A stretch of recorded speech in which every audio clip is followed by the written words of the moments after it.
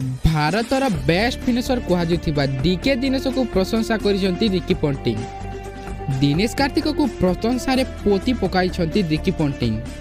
Match finish करिबारे दिनेश कार्तिक को दक्षता रही बोली से कहिसेंती।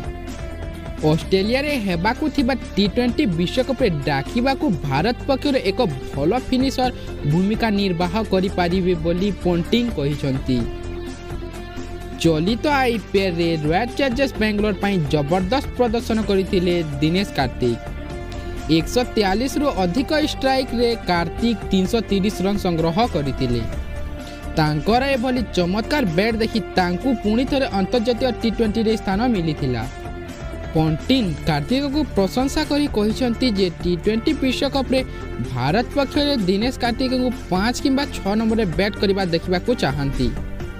जदि से विश्वकप भारतीय टीम रे रहिबे नाही तेबे मु निश्चित आश्चर्य हेबी। तेबे फ्रेंड्स वीडियो ती केमती लागला, वीडियो ती भलो लागला तारे लाइक करंतु, कमेंट करंतु, चैनल रे न आछंती ताले सब्सक्राइब करंतु। जय हिंद, जय जगन्नाथ।